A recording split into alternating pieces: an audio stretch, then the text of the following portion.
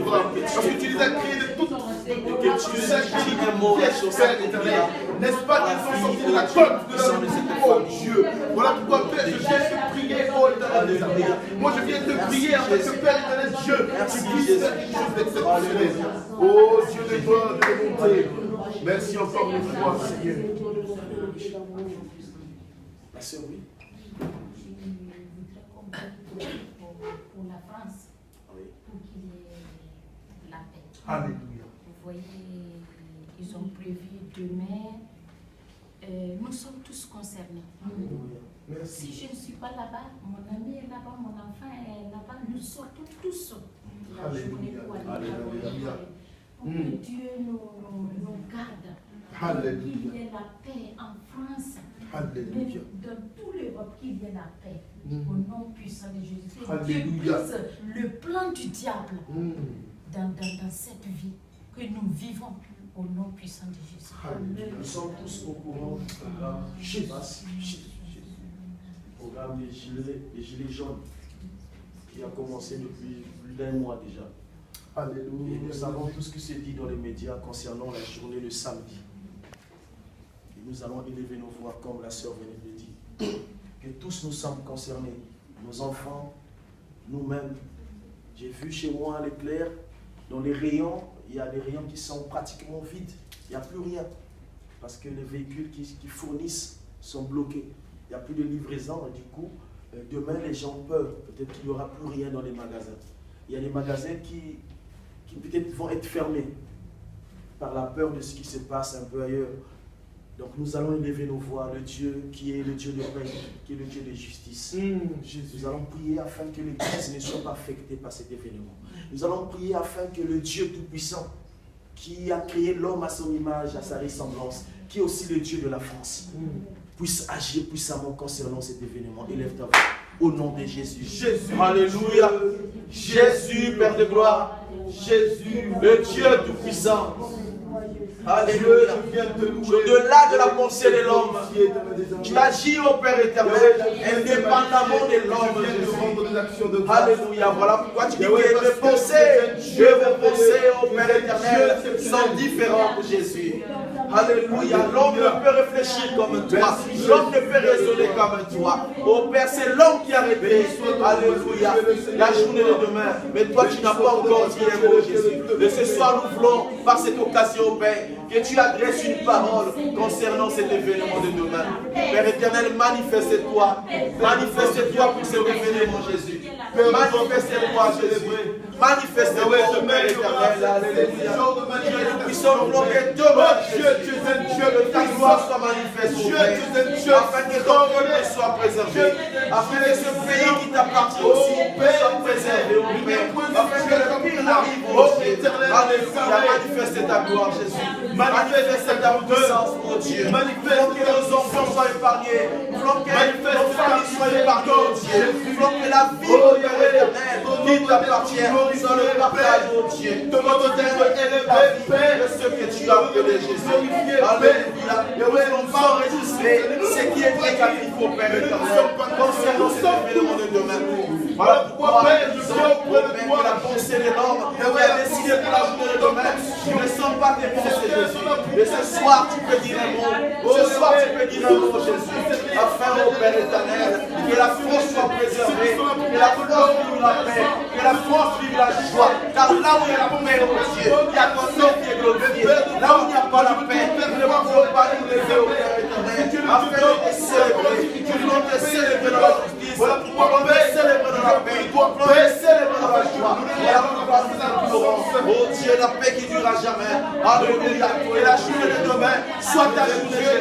La Bible est là que du premier jour au dernier jour, c'est toi le responsable, c'est toi le créateur. Alléluia. Le samedi n'appartient pas aux gilets jaunes, Jésus. Mais le samedi n'appartient pas aux migrants. Le samedi n'appartient pas aux gens qui sont capables aujourd'hui de passer, de détruire Jésus. Le samedi t'appartient. Merci Dieu, nous soumettons entre tes mains. La journée de samedi au Dieu, afin que tu le gères au Père. Afin que tu le gères au Dieu. Merci pour le jour, afin que dans la pensée des hommes, que tu l'as créé, que tu restaures la paix, que tu restaures la joie, afin que les cœurs de toi ne soient pas ce que nous voyons, ne soient pas ce que nous voyons à la télé, c'est que nous entendons dans les médias. Mais toi, ô Père éternel, tu es capable de tu es le Dieu fidèle, le Dieu merveilleux, Jésus. Parce que tu es capable, mon Père. Parce que tu es capable, merci moi. Jésus. Parce que tu es capable, éternel des Alléluia. Merci Jésus. Merci Jésus. Alléluia. Tu es le véritable Père. Quelqu'un a-t-il un sujet particulier? Merci Jésus. Alléluia. Pour prier ce soir. Merci Jésus. En dehors de ces deux sujets, quelqu'un a-t-il un autre sujet? Nous allons prier. Alléluia.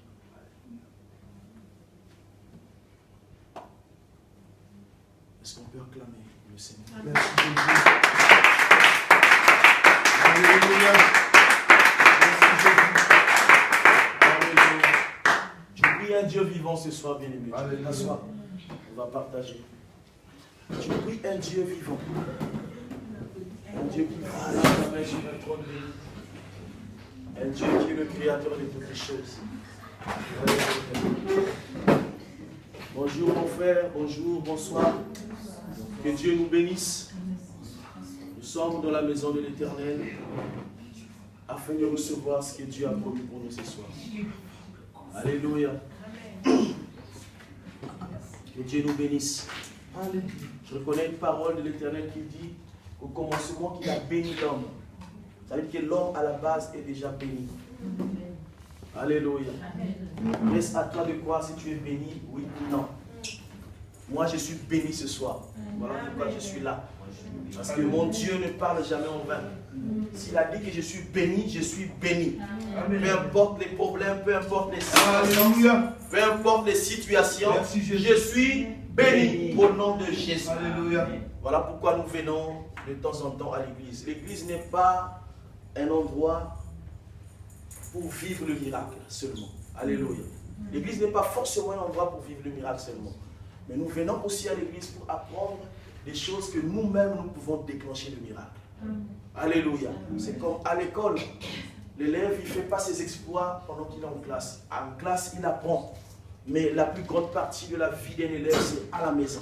C'est dans la bibliothèque, en train d'apprendre, d'étudier, de manifester, d'explorer, d'étudier tout ce qu'il a appris à l'école, en classe.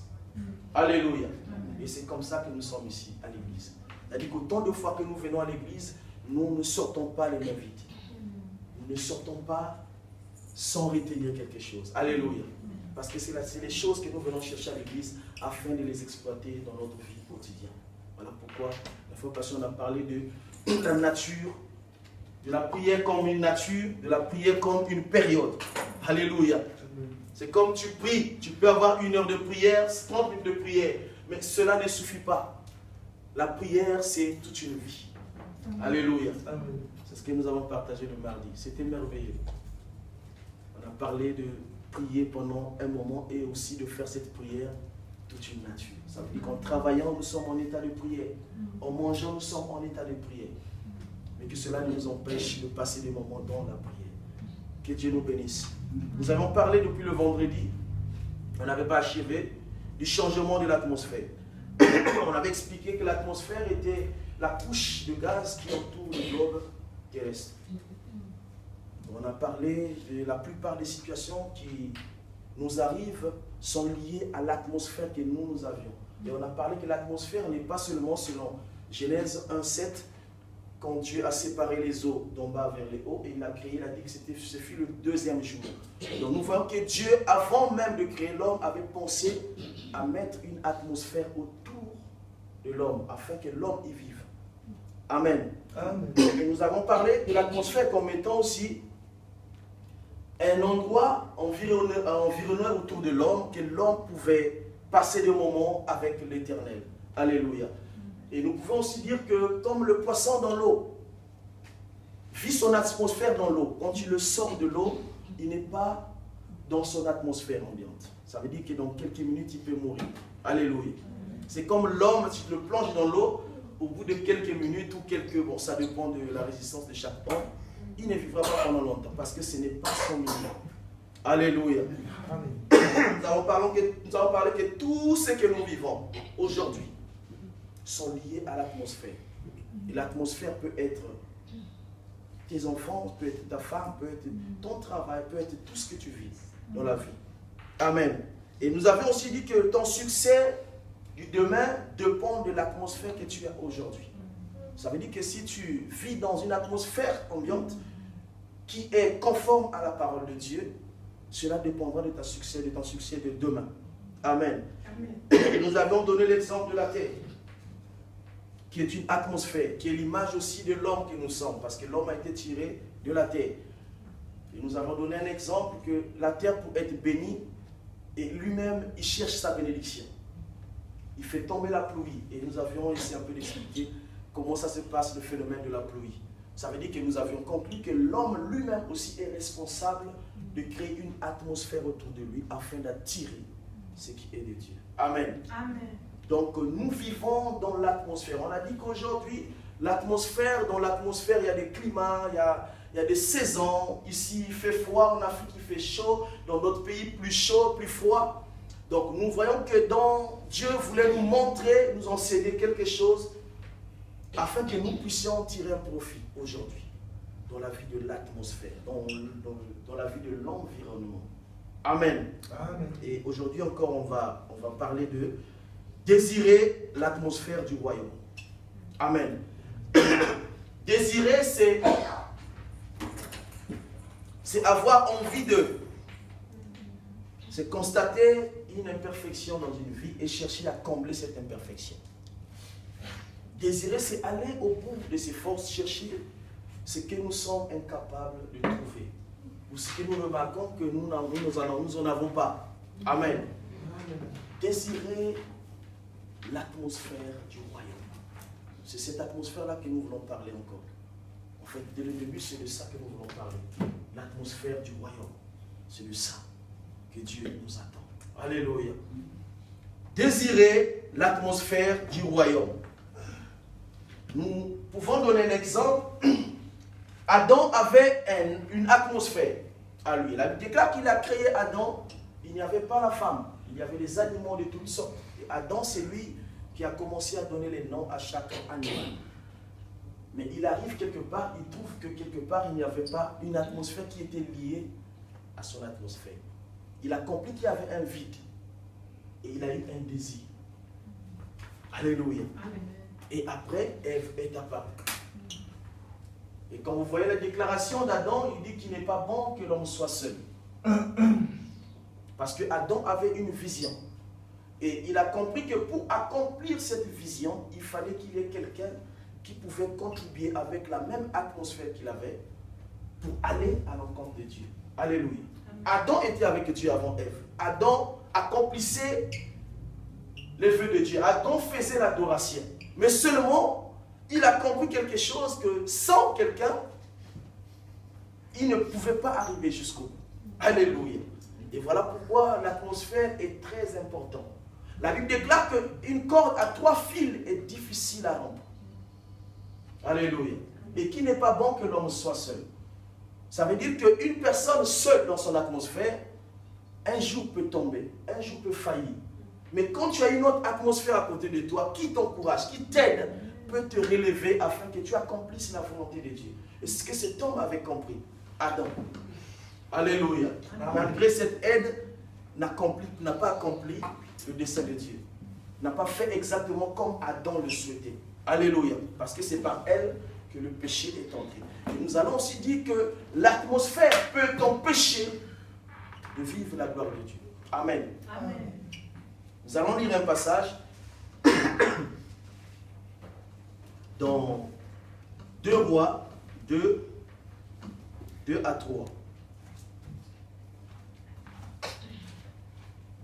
2 Rois 2 à 3.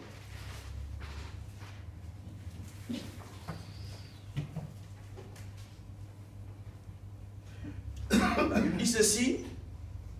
Élie dit à Élisée, reste ici, je te prie, car l'Éternel m'envoie jusqu'à Bethel. Élisée répondit, l'Éternel est vivant, et ton âme est vivante, je ne te quitterai point. Et ils descendirent à Bethel. verset 3. Les fils des prophètes qui étaient à Bethel sortirent vers Élisée et lui dirent, sais-tu que l'Éternel enlève aujourd'hui ton maître